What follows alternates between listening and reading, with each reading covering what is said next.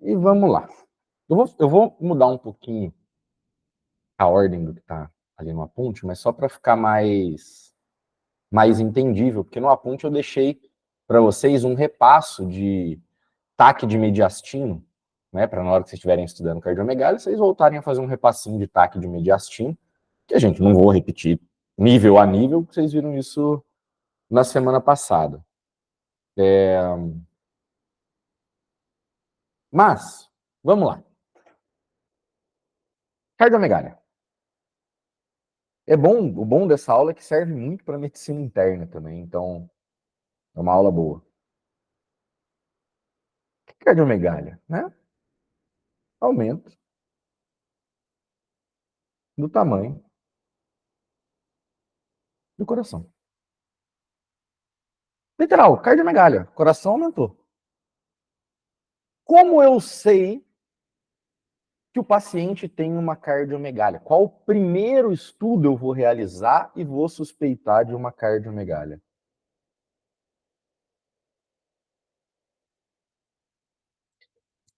Eu não vou suspeitar antes, não tem como eu pegar um paciente, olhar para ele e falar, caramba, você tem uma cardiomegalia. Normalmente é um paciente que já tem alguma clínica, alguma coisa, uma dor no peito, como de praxe, toda dor no peito. A gente faz uma radiografia e na radiografia de tórax a gente vai identificar a cardiomegalia. A gente identifica essa cardiomegalia na projeção póstero anterior, com o chamado índice cardiotorácico.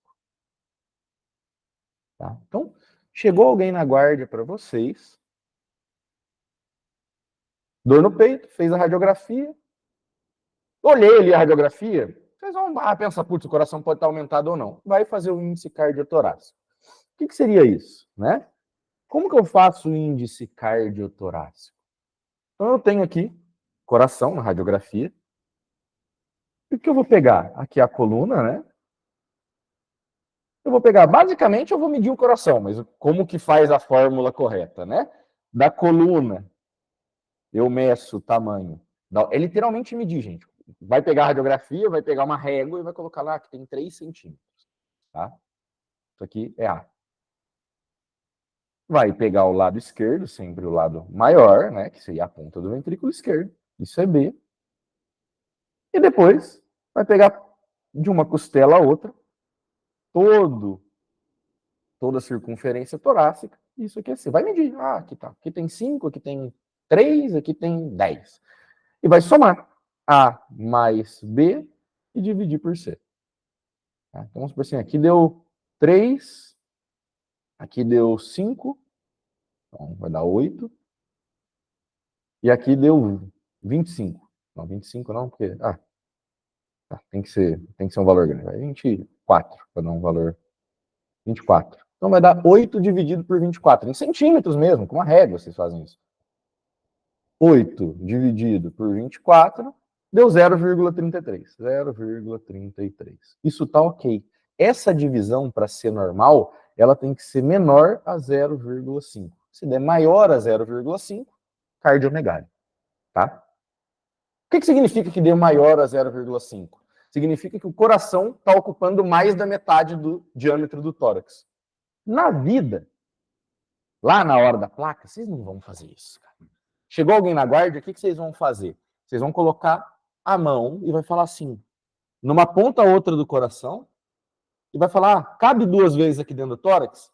Cabe. Então não tem cardiomegalia nenhuma. Não cabe, tem cardiomegalia. Basicamente é isso que vocês vão fazer. Mas o correto seria fazer essa fórmula, tá? Deu o índice cardiotorácico maior... Opa! A gente vai chamar esse índice cardiotorácico, né? De ICT. Se deu maior a 0,5, igual cardiomegalia. Tá? Isso.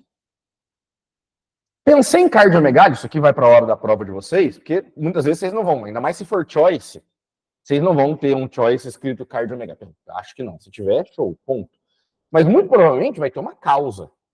Então, se vocês verem uma cardiomegália, vocês têm que suspeitar de algumas coisas. O que pode me gerar o aumento do índice cardiotorácico?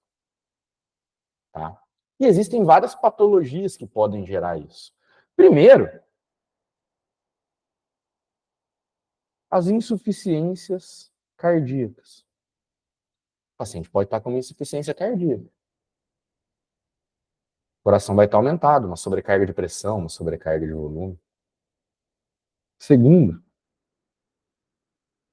valvulopatias.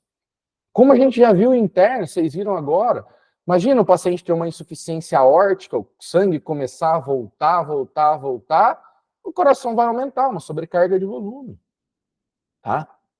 Essas são as duas grandes patologias. O que mais? Eu posso ter um problema, porque o que acontece? Ali quando eu estou olhando a radiografia de tórax, eu consigo ver que o coração está aumentado.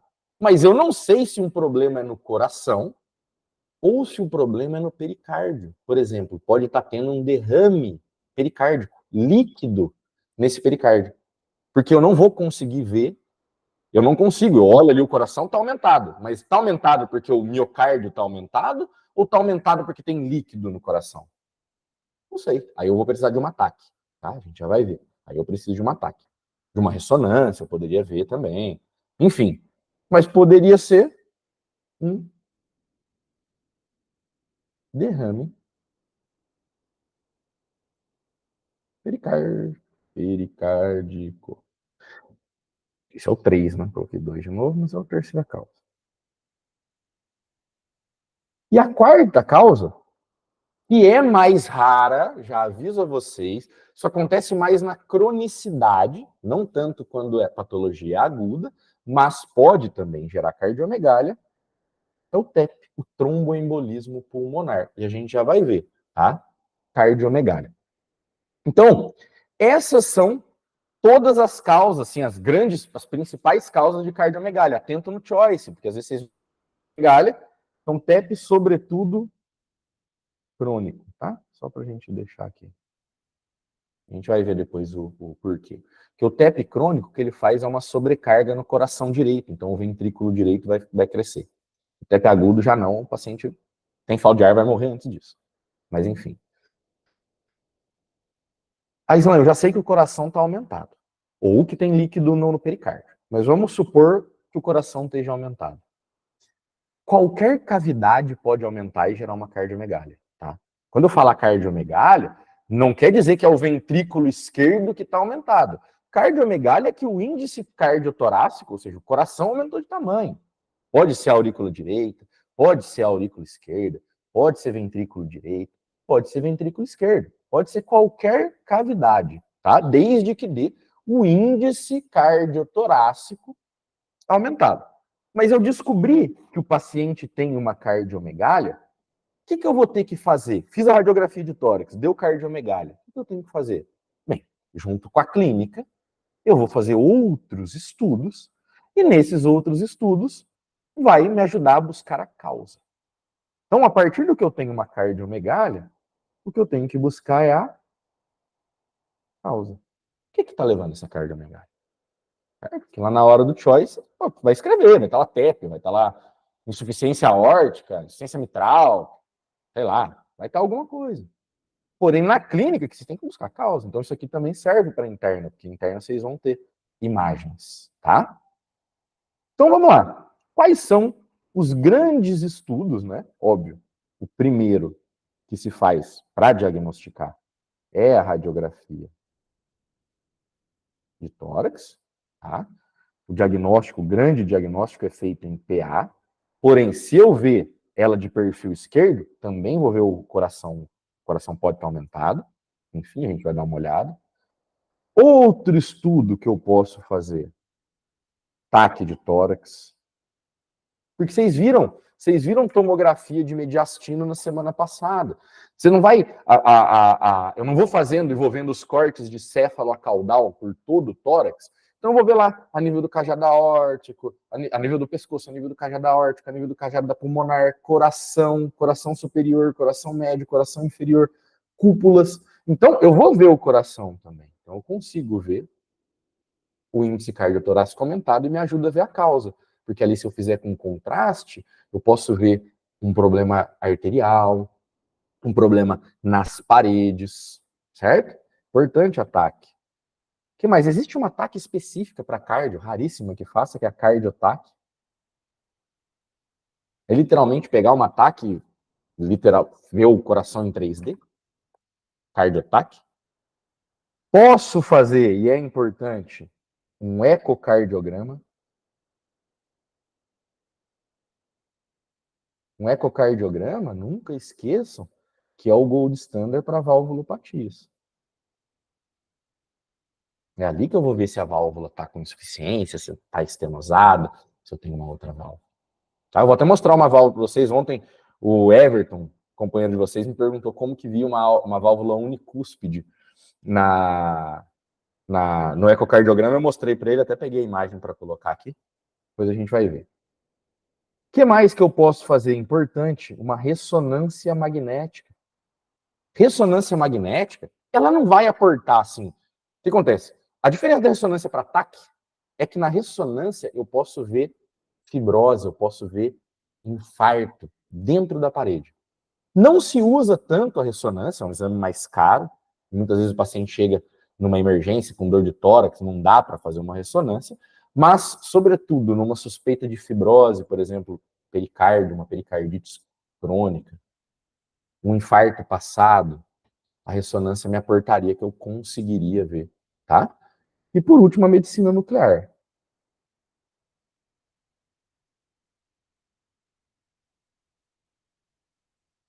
Medicina nuclear, gente, é a coisa mais simples. Não vamos colocar imagem para vocês de medicina nuclear, basicamente, porque não tem muito o que ver. O que você faz? Você coloca, tipo como se fosse um contraste, eles colocam, né? Um isótopo, que é uma substância que brilha. Basicamente é isso. E vai passar isso pela circulação coronária. Se tiver alguma obstrução, o que vai acontecer? Depois dessa obstrução não vai brilhar. É como se fosse uma angiotaque, é muito mais barato fazer uma angiotaque hoje. Então, medicina nuclear não se faz tanto. Tá? Mas basicamente é isso, é colocar um líquido como se fosse um contraste, só que é um líquido, um chamado isótopo, e a partir daí vai ver, tal parte escureceu. Quer dizer que ali tem uma obstrução. Importante para infarto, mas não se usa tanto. Tá? Então, dito isso, a gente já viu causas, a gente já viu o diagnóstico, né? Vamos ver um pouquinho de cada exame e vamos causa por causa, tá? Sobre só uma coisa antes da gente ir causa por causa, é muito importante vocês entenderem, tá? Que existe uma coisa fisiológica que varia muito e ajuda que o coração esteja aumentado de tamanho e às vezes o paciente não tem uma cardiomegalia patológica. Na prova eu não acredito que vão colocar isso para vocês, mas é a questão de expiração. Quando a gente está inspirando, colocando ar para dentro, o nosso pulmão se expande. E quando o nosso pulmão se expande, o nosso coração ele vai acabar colapsando um pouco o coração. Um pouco, não é nada patológico. Porém, quando a gente está fazendo expiração, o pulmão se contrai e o coração aumenta de tamanho. Então, durante a expiração, o coração aumenta um pouco de tamanho, pode estar com índice cardiotorácico ali no borde, 0,5, 0,6, que na verdade não é patológico, é simplesmente uma expiração. Tá? Vou mostrar aqui. Então, por exemplo, vocês já sabem radiografia de tórax, certo? Se a gente for olhar uma radiografia de tórax em PA, qual a importância aqui? Nessa parte, eu estou vendo a aurícula direita. Se eu fosse colocar o ventrículo direito estaria aqui. E é importante isso, o ventrículo direito está pela frente. É importante porque a gente vai ver que o crescimento do ventrículo direito, ele meio que faz uma sombra no esquerdo. O ventrículo esquerdo está por aqui, é o ápex. E a aurícula está por trás. Lembra, a aurícula esquerda é a mochilinha, tá? A aurícula esquerda é a mochilinha. Importante aqui, nunca se esqueçam que os 3 arcos que eu tenho que ter do lado esquerdo da minha radiografia de tórax. Tá aqui, ó. A aorta, né, o cajado aórtico é o primeiro, botão aórtico aqui. Tronco da artéria pulmonar, o segundo. E o terceiro, o ventrículo esquerdo. Esses são os, eu tenho que ter só esses 3 arcos. Por que eu vou falar isso? Vocês vão ver que o crescimento de uma câmara gera um 4º arco. Então, se tiver o 4º arco, é a aurícula esquerda, tá? A aurícula esquerda está por trás, ela é a mochilinha. Quando ela gera uma hipertrofia, ela vai gerar um 4º arco aqui, assim. Vai ficar 4 arcos, e esse aqui do meio que apareceu, em cima do ápex, é a aurícula esquerda. Tá? Mas, basicamente, aqui. Né? Aqui só ventrículo esquerdo, de roelo, nada. Se eu fosse ver uma de perfil, como eu falei para vocês, ó, o ventrículo direito está na frente do que seria a aurícula esquerda, que é a mochilinha, tá? Que está na frente da aurícula esquerda, certo? E o importante da radiografia de perfil é isso aqui, ó. É eu ver a aorta, tá? A aorta ascendente, a aorta descendente, ó, não está saindo da aurícula do ventrículo direito, mas é que ele está sobreposto com o ventrículo esquerdo, tá? Aqui, o que vai acontecer se tiver uma cardiomegália? Crescer no diâmetro antero-posterior. Né? Por exemplo, se a aurícula esquerda crescer, na hora que a gente fizer uma radiografia de perfil, a gente vai ver esse coração.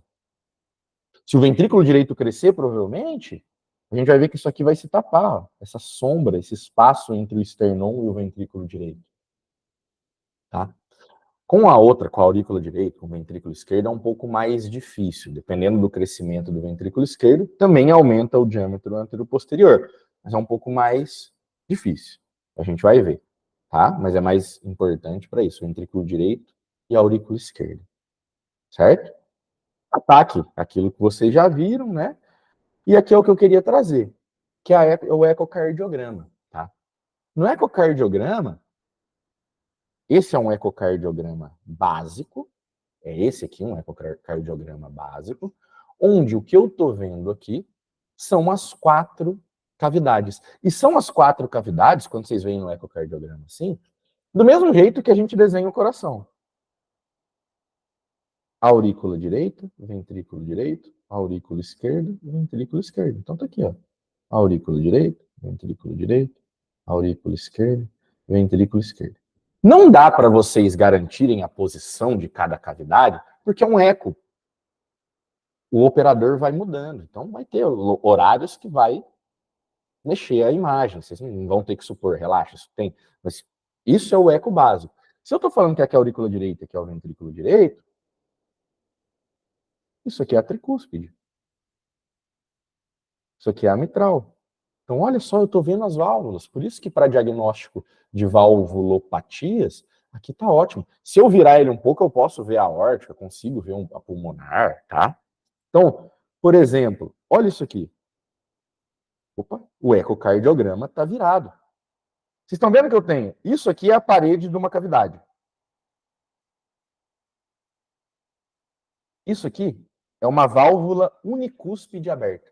A válvula unicúspide, só tem um, ela, quando ela se abre, ela dá essa forma de círculo. Não é nada que está lá no programa de vocês, mas curiosidade para vocês verem. Isso é uma válvula unicúspide. Tá? Outra coisa que a gente pode ver, por exemplo, uma dissecção da aorta. Olha a dissecção da aorta. Isso aqui é a aorta. Isso aqui é a luz da aorta. Isso que eu estou pintando de vermelho.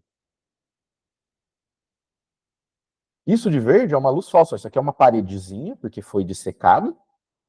E aqui é a luz falsa, cheia de sangue. Uma dissecção da aorta. Então, vocês vão ver a aorta. Independente, não sei qual é a luz falsa, não sei qual é a luz verdadeira. Mas no meio da aorta, olha só essa parede que não era para existir. Que era para ter tudo sangue.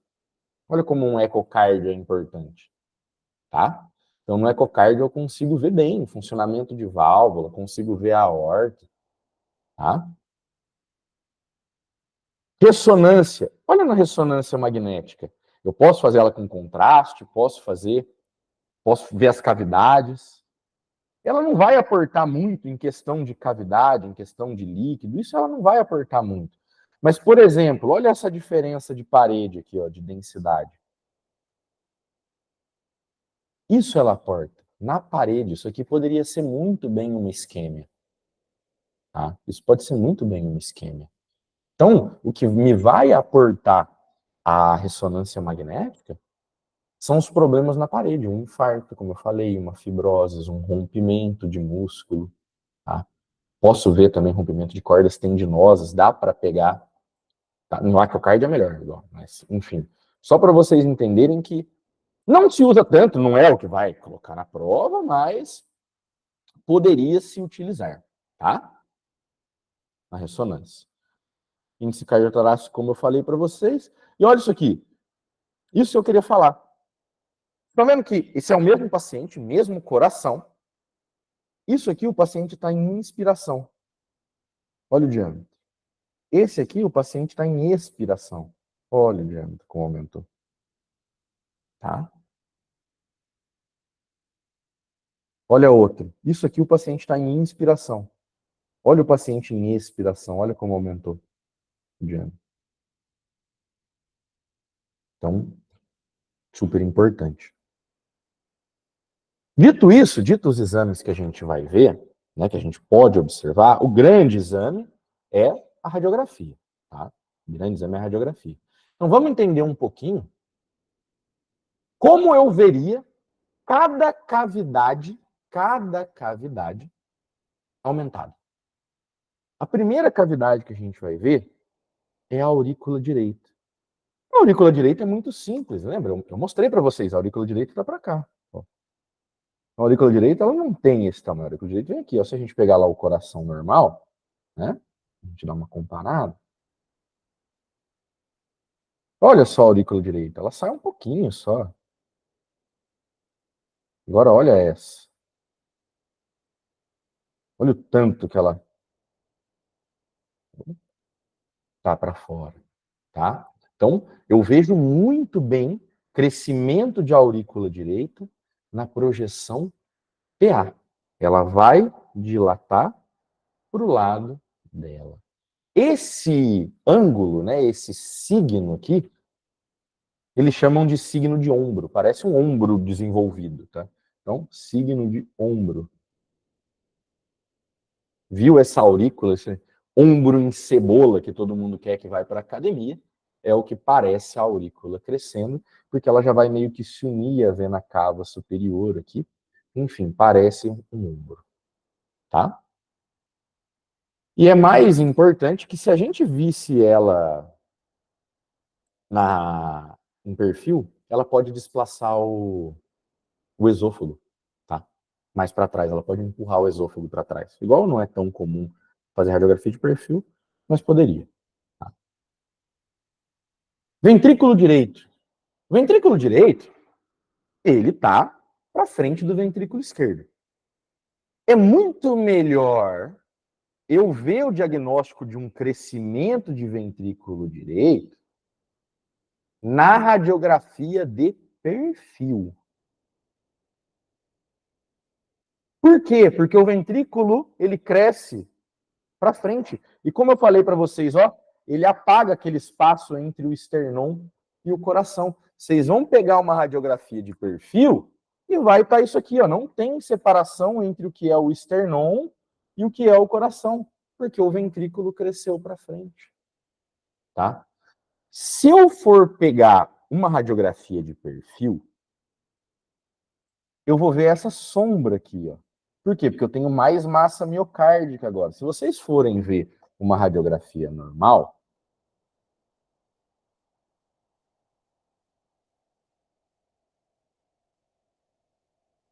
olha lá. Desde a minha coluna até o ápice, tudo é bem homogêneo, tem a mesma opacidade.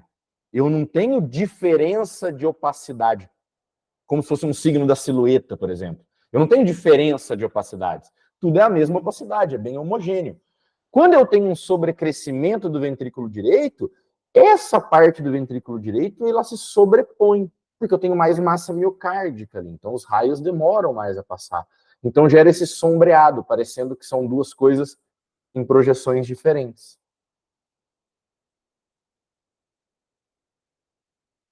É a única coisa sugestiva. Olha como já não é mais homogêneo. Aqui eu tenho uma opacidade, muito opaco. Aqui está mais clarinho. Tá?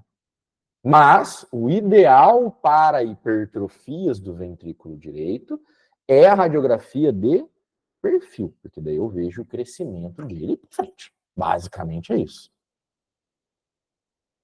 Aurícula esquerda. A aurícula esquerda eu já falei para vocês o que vocês vão ver. Quarto arco. Ó. 1, 2, 3, 4. A aurícula esquerda é sinal do quarto arco. Tá? Listo. Olhou a radiografia, vai ver quarto arco. Posso ver de perfil? Posso. Tá? O que vai acontecer? Quando eu tenho um agrandamento da aurícula esquerda, né, que ela vai crescer para trás, ó, além de tudo, é importante que a gente vai ver o índice cardiotorácico dela crescendo para trás, ela meio que vai levantar o bronco esquerdo. Ela vai levantar o bronco esquerdo. Por quê? Porque ela está bem perto ali do bronco esquerdo, então ela vai acabar levantando o bronco esquerdo e gera essa diferença de densidade. Quando vocês pegam uma radiografia de perfil, vocês vão ver o coração com uma opacidade e o bronco esquerdo, que está levantado e comprimido, com uma opacidade maior. Então também é sinal. Viu isso? Pegou uma radiografia de perfil, viu o coração crescendo para trás, como se fosse uma bundinha. E essa diferença de opacidades, acabou. Hipertrofia da aurícula esquerda. Tá? Tchau. E depois, o nosso querido ventrículo esquerdo, que esse é o mais simples, vocês vão ver o ápex tocando, que quanto maior, vai ter a mesma densidade. O ventrículo esquerdo vai crescer para a esquerda. Tá? Não vai gerar quarto arco, não vai desplaçar nada. A questão é que vocês vão ver o ventrículo, né? Como se fosse esse sinal de bico de pato que se fala. Tá? Então, esse é o crescimento das 4 cavidades. Vamos falar um pouquinho das patologias, né, das causas que eu falei para vocês. Então vamos começar com o que seria o que não é do coração, o que seria o derrame pericárdico. Na radiografia, a única coisa que eu vou ver é que meio que perde as curvas. Perde as curvas e os arcos. Ó, vira tudo um negócio meio manchadão, ó. Você perde a silhueta, tá? Por quê? Porque ali o pericárdio está aumentando, ele vai meio que cobrindo os arcos, cobrindo as curvas. É patognomônico isso? Não. Você pode olhar e falar, caramba, eu tenho uma radiografia mal feita, é o mais comum. Ainda mais se tiver em hospital público. Mas é característico perder curvas, perder arcos, tá? Fala-se que pode ter a vasculatura do pulmão diminuída, mas não é o mais importante. O importante é esse coração aumentado de tamanho com essa perda dos arcos. Eu consigo diagnosticar por isso? De jeito nenhum. Eu tenho que fazer um ataque. E olha só, coração. Olha o derramão pericárdico aqui, ó. Diferença de densidade, outro desse lado. É o mesmo, na verdade, né? Porque vocês podem ver que vai até para frente. Então é fácil de ver. Vocês vão ver o coração numa densidade e o líquido em outra. Simples. Tá? Então, se for ter um derrame pericárdico na prova, vai ter que ser um ataque. Ou a não ser que tenha a radiografia, não tem outra opção, não tem outra alternativa. Fala, bom, tem uma cardiomegalia. A única alternativa, veja um coração meio borrado. E a única alternativa que tem de cardiomegalia é derrame pericárdico, beleza, tá? Mas saibam que o diagnóstico mesmo, de certeza, é feito pelo ataque. Tá? Tem uma outra que está aqui, que eu trouxe, não, que está no programa, que não gera realmente uma cardiomegalia, tá? Que é a hipertensão pulmonar. ela não gera uma cardiomegalia, mas ela estava meio que... Ela não gera muito uma cardiomegalia, né? É raríssimo que gere, na verdade. Mas ela estava ali perdida. A grande questão é que uma patologia de cardiomegalia pode gerar uma hipertensão pulmonar. Depois vocês vão ver isso interna, tá? Por exemplo, se eu tiver uma insuficiência cardíaca esquerda, que vai avançando, lembra que a insuficiência cardíaca esquerda vai avançando? No final, ela vai gerar uma hipertensão pulmonar. Então, não é a hipertensão pulmonar que gerou a cardiomegalia, e sim a cardiomegalia que gerou a hipertensão pulmonar, tá? Então, lembrem disso. O que eu vejo na hipertensão pulmonar é a prominência, né, dos arcos da artéria pulmonar, tá?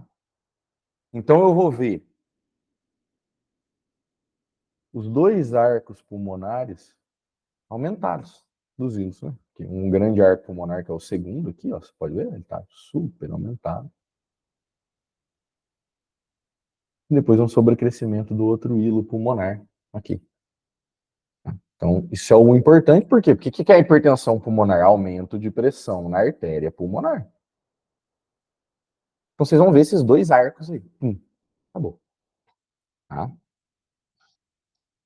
Silhueta cardíaca em tudo. Se tiver alguma coisa aumentada, provavelmente vai ser a aurícula direita. Se for o ventrículo esquerdo, é porque daí o paciente é aquilo que eu falei, tem uma insuficiência cardíaca e isso que gerou hipertensão pulmonar, tá? Mas para eu ter certeza, né, eu teria que fazer um ataque. O diagnóstico de certeza da hipertensão é um ataque. E o que eu vou ver no ataque? Eu não acabei de falar que eu estou aumentando a pulmonar? Então, no ataque, o que eu vou ver é o aumento do tronco da artéria pulmonar. Olha lá.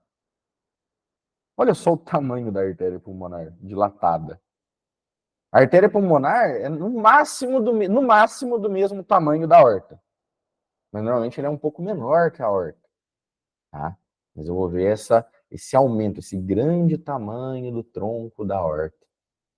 Não só do tronco, da vasculatura também. Tá? Calibre maior do que a aorta. Certo?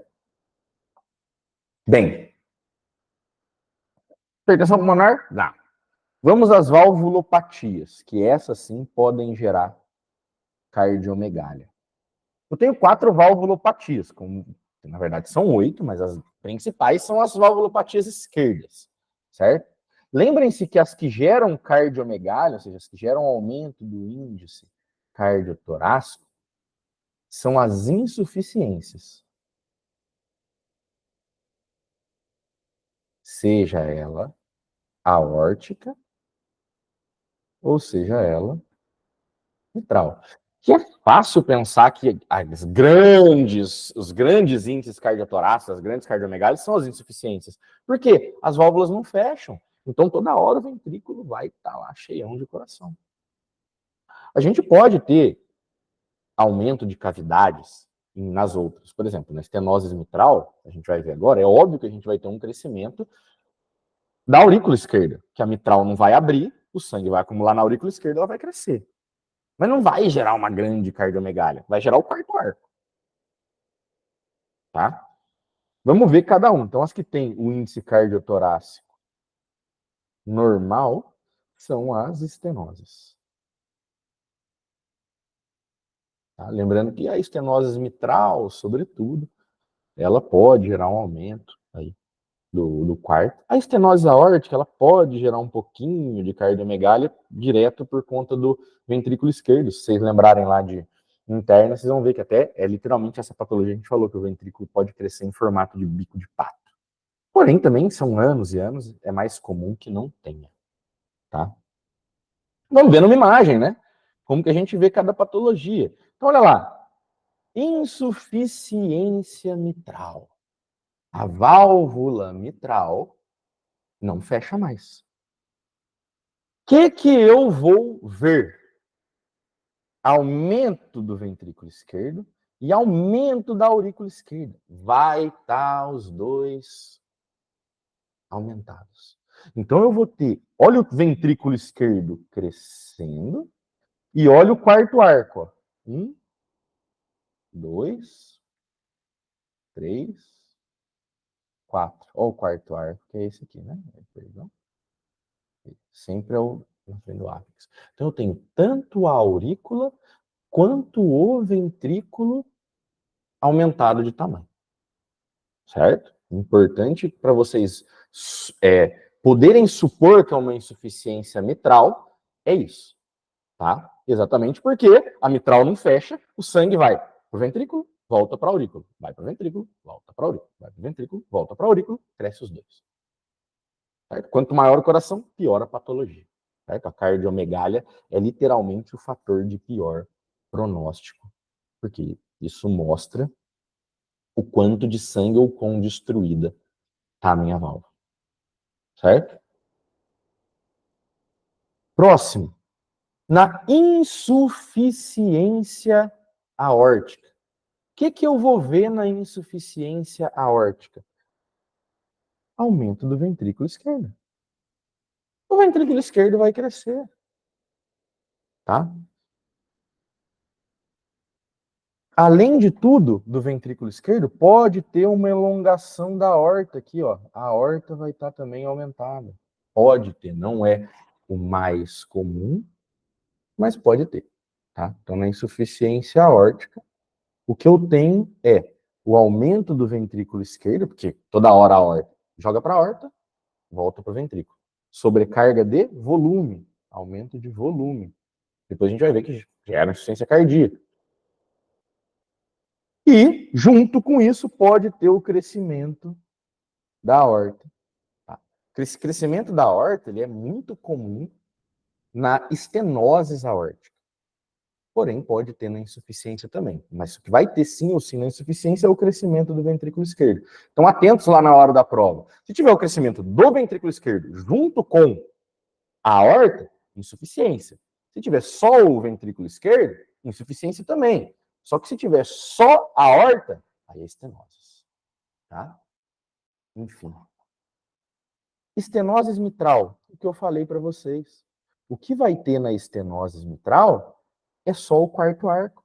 1, 2, 3, 4. A única coisa que cresce na estenose mitral é a aurícula esquerda.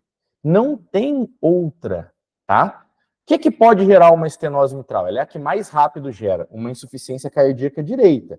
Então, atentos que pode ter o aurícula direita agrandada, por conta de gerar insuficiência cardíaca direita, porém, é raro. Não vão colocar na prova vocês um mix de 30 coisas. Até porque na prova vocês viram que muitas vezes eles vão repetindo as imagens. Então, atentos a isso, tá? O que vai ter na estenose mitral é o quarto arco. Isso aqui e listo. Não vai ter crescimento do ventrículo. Certo? E, por último, a estenose aórtica. A estenose aórtica, gente, é aquilo que vocês já sabem. A válvula aórtica não fecha, não abre, perdão, estenose, a válvula aórtica diminui a luz. O ventrículo vai ter que fazer mais esforço. Né? Vai ter que fazer mais esforço.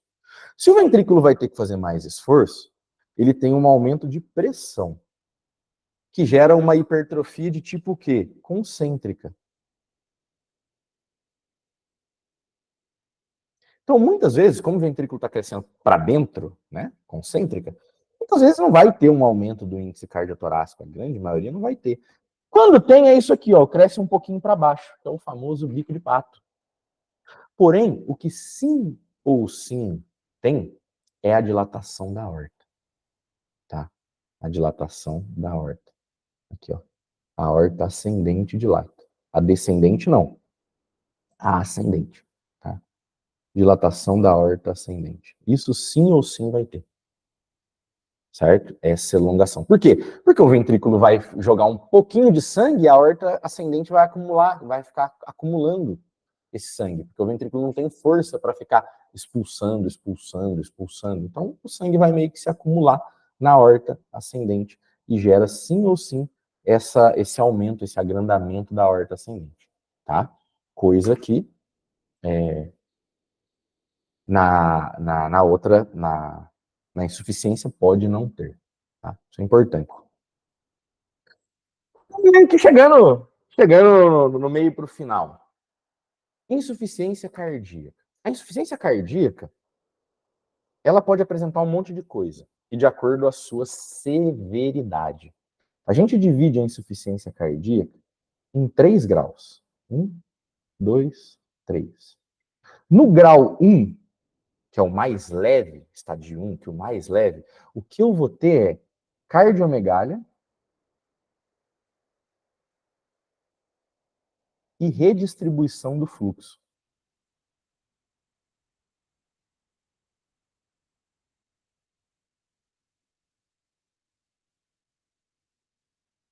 Grande, isso, tá? No grau 2, a gente já vai ter as linhas de Kerley, tá?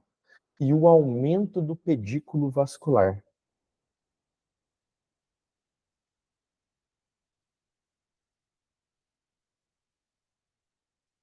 No grau 3, aí eu já posso ter um monte mais de coisa.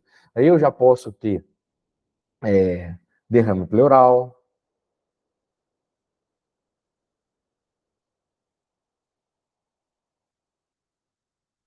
aí eu já posso ter até sinais de consolidação. Pode ter até broncograma aéreo, tá? Mas o que eu vou ter aqui é edema agudo, EAP, edema agudo de pulmão. Então, esses são os 3 graus que eu vou verificar em uma insuficiência cardíaca, tá?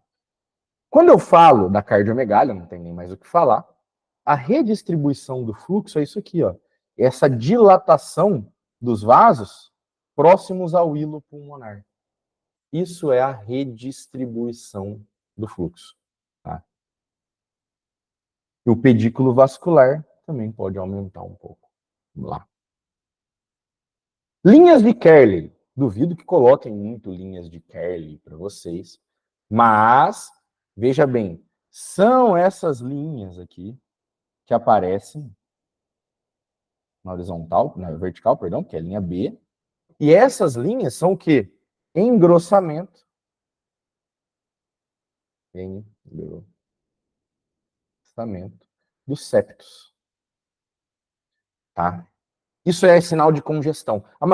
Os sinais que vão aparecendo são sinais de congestão, porque o líquido vai meio que acumulando, acumulando, acumulando, vai gerando congestão. Então, o que mais que pode aparecer? Por exemplo, olha o hilo vascular aparente, ó, os 2 hilos aparentes. Não é normal. O normal é isso aqui, ó, que não tenha, que eu não veja muitos hilos. Agora, ó, olha como eles estão super aparentes. Eu vou ter aumento de artéria, isso aqui é um brônquio, isso aqui grande é uma artéria. A artéria vai estar muito maior que o brônquio. Por quê? Congestão. Eu tenho líquido na artéria. E como eu falei para vocês, na mais avançada, eu posso ter edema agudo de pulmão. Tá? Esse edema agudo de pulmão, que são essas alas de mariposa, além da cardiomegália. Certo? E a última patologia que a gente tem que ver é TEP. Listo. TEP.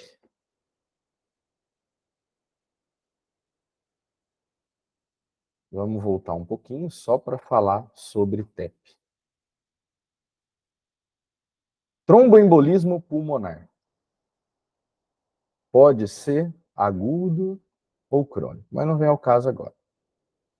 O que é isso? É um trombo que se desprendeu, virou um êmbolo e parou no pulmão.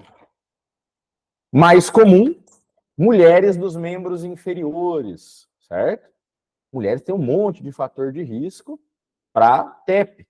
A gente já vai ver, por exemplo, fatores de risco que, sobretudo, mulheres têm, né? Hormônios. Menos massa muscular, porque é importante a massa muscular para fazer a bomba dos membros venosos funcionar e com isso subir. Porém, os principais, sedentarismo, obesidade, tabaco, cirurgia, né? Cirurgia nos últimos meses, por imobilização. Então, assim, é tudo que gera essa êxtase venosa. Gerou êxtase venosa, pode formar o trombo, e isso vai fazer com que esse trombo possa se desprender, tá? TEP, disneia, grau alto, mais dolor pleurítico, aquele dolor em pontada de costado. Chegou um paciente com disneia em grau alto e mais dolor pleurítico, eu tenho que pensar em duas coisas. Ou é TEP ou é pneumotórax. Ou um ou outro. TEP ou pneumotórax. O que eu vou fazer para diagnosticar um TEP? Radiografia de tórax. Radiografia de tórax não dá diagnóstico de TEP, mas tem alguns signos sugestivos. Mas não dá diagnóstico. Tá? Pergunta, a radiografia de tórax dá diagnóstico de TEP? Não. Tem signo sugestivo, mas não dá diagnóstico. Posso fazer um centesiograma? Raríssimo. Vamos ver depois interno. Angiografia.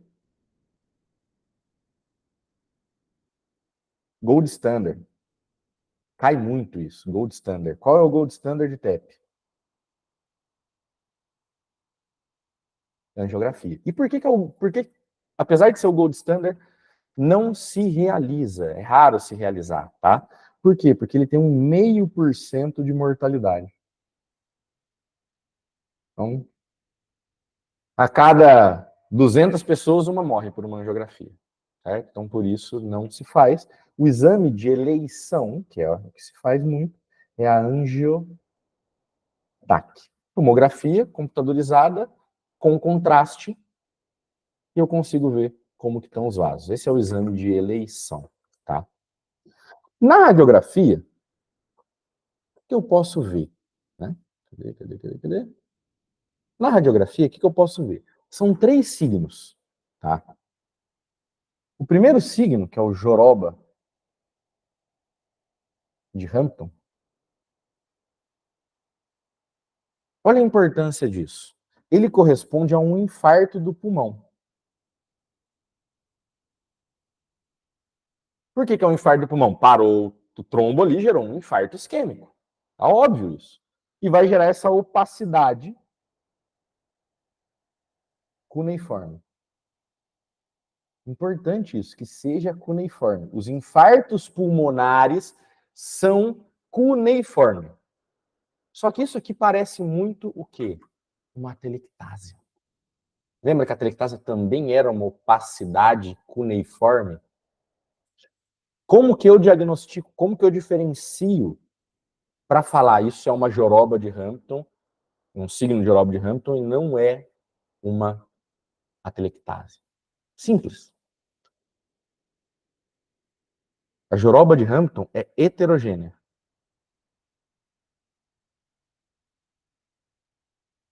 Heterogênea. E a joroba de Hampton não desplaça a tráquea. Isto. Tá? Então, esses dois são as diferenças para falar que não é uma atelectásia. Depois, o outro, que é o que mais gosta, se parecer, acredito que esse é o Westmark. Westmark nada mais é do que a diminuição. Eu tenho o início de uma trama vascular e depois a trama some. Vocês têm que fazer diagnóstico quando eu não tenho trama com o quê? Com um pneumotórax. Só que eu não vou ver a pleura desprendida, porque não é um pneumotórax. É um trombo que prendeu e depois daquele trombo não tem mais trama vascular, porque não tem mais sangue. É raro também, menos de 10%, tá? E o último signo é esse aqui, o signo da pala. Também, dos 3, ele é o mais raríssimo. Dos mais raríssimos. Dos 3, ele é o mais raro. Que é o aumento, o signo da pala é o aumento também da artéria pulmonar. Tá? Eu tenho o aumento da artéria pulmonar junto com esse aumento do parênquima. Signo de la pala. Tá? Ponto. Angiografia. O que é angiografia? Literalmente, eu vou lá com um catéter e vou ver como que tá os vasos do paciente. É extremamente invasivo, mas é o gold standard. Só uso quando eu não consigo dar diagnóstico com nenhum outro método e eu tenho certeza que é um TEP. Então, você vai fazer os critérios lá para TEP, que a gente vai ver, vai fazer os critérios para TEP, eu tenho certeza, é um 9 de 9, tem que ser TEP, mas eu não diagnostiquei com nenhum outro exame. Só nesse caso eu faço angiografia, e desde que o paciente não tenha contraindicação. Exatamente por essa questão da mortalidade, tá? Mas mostrou uma angiografia para vocês, essa TEP que vai ter. E o mais importante, o que mais se usa é a angiotac. Angiotac por quê? Ela é um exame que não é invasivo. E o diagnóstico dela é feito em mais de 90%. Então, eu coloco lá o contraste endovenoso e vejo se o fluxo está ok. Isso aqui é sangue. Ó. Isso é sangue. Tá vendo que o sangue ele para? Olha aqui. Ele para. Isso aqui já não é mais sangue. Aqui é o trombo. Aqui tem do outro lado. Isso aqui são trombos na artéria pulmonar. Então, eu vou ver essa imagem hipodensa. Eu não vou ver o recheio do vaso. Olha, o trombão grande, 2 trombos grandes aqui. Vou ver uma imagem hipodensa e eu não vou ver esse recheio. Aqui era para ser tudo clarinho, né? Se a gente fosse, era para ser tudo clarinho. Que era tudo sangue. E não é. É hipodenso. TEP agudo. O que eu posso ver como sugestivo? Na prova eu duvido que vão colocar isso para vocês, mas outras coisas que eu posso ver nesse paciente, por exemplo, na TAC, hemorragia. Lembra que a hemorragia tem que ser no borde, cuneiforme? Olha lá, hemorragia. Infarto, perdão. Infarto. Posso ver também hemorragias. Ó. Aí sim, no meio do pulmão, aumento do sangue. Posso ter também derrame pleural. Também é sugestivo de TEP. Tá? Derrame pleural. Se esse trombo estiver no tronco da artéria pulmonar, exatamente o trombo no tronco da artéria pulmonar, eu vou ver esse risco aqui. Ó. Tem que estar bem no tronco. A gente vai ver essa imagem hipodensa, assim, bem na bifurcação. Isso aqui chama trombo em cicha de Montar. Sugestivo de TEP também. Olhei a artéria pulmonar, olhei o tronco da pulmonar, era para estar tudo clarinho. Era para estar tudo clarinho, tudo branquinho. Não, tem uma imagem hipodensa no meio do tronco. É um trombo que a gente chama de signo de cicha de Montar. Tá? Se tiver na rama segmentária, como a gente já viu, o que não vou ter é o recheno. Não vou ter o recheno. Aqui teria que estar tudo clarinho e não tá. Listo. Tranquilo. Certo? Se eu tiver já um TEP severo, aí que vai começar a aparecer a brincadeira da cardiomegália. Esses TEPs aqui leves não aumentam o coração, é um TEP agudo. Não aumenta. A grande questão é se eu tiver um TEP severo. Eu tenho já um trombo extremamente gigante que está gerando o quê? O que um TEP vai gerar? Se ele para na artéria pulmonar, ele gera uma sobrecarga no ventrículo direito. Então, o que pode fazer é uma hipertrofia do ventrículo direito, muito rápida. Olha só. Isso vai apagar o tabique, muito comum, não tem tabique, ó. É tudo uma coisa só. Então, gera essa dilatação do ventrículo direito e meio que ele comprime o tabique interventricular e eu não vejo mais tabique. Tá? Ponto. E outra é que a cava inferior, né, como eu tenho um problema no coração direito, o ventrículo direito vai acumular sangue, a aurícula direita vai acumular sangue e vai acumular sangue na cava inferior. E se acumula sangue na cava inferior, acumula nas hepáticas. Então eu vou ver sangue no fígado. Sangue no fígado. Olha só, refluxo no fígado por conta dessa acumulação das hepáticas. Tá? Isso tudo aqui em TEP agudo. Agora, no TEP crônico, sim ou sim, o que eu vejo é uma dilatação do tronco pulmonar. Olha só o tronco pulmonar de novo dilatado. E olha no meio do tronco, o trombo. Isso aqui é um TEP crônico. Por quê? Porque já ficou muito tempo o trombo ali. Era um trombinho pequeno, que o paciente não viu, e acabou que vai dilatando o tronco da artéria pulmonar. Isso já está há tanto tempo que outra coisa que eu posso ver é a calcificação também da artéria pulmonar. E se eu fizer um sem contraste, eu vou ver umas zonas de calcificação da artéria pulmonar. Por quê? Porque esse trombo vai fazendo com que acumule sangue ali e isso vai calcificando as artérias. Esse trombo vai ficar tanto ali que vai aumentar a pressão hidrostática e vai acabar gerando saída de um pouco de líquido também para os alvéolos. Padrão vidro esmerilado. É o único padrão vidro esmerilado agora, se não me falha a memória, para essa era. Então, se vocês verem um padrão vidro esmerilado, é TEP. Tá? Além disso, o que pode gerar é aumento do ventrículo direito. Acabei de falar sobre carga do ventrículo direito. E pode, como se avançar muito, gerar derrame pericárdico. Beleza. A questão maior aqui na aula de cardiomegalia é saber diagnosticar bem quais são as causas de cardiomegalia.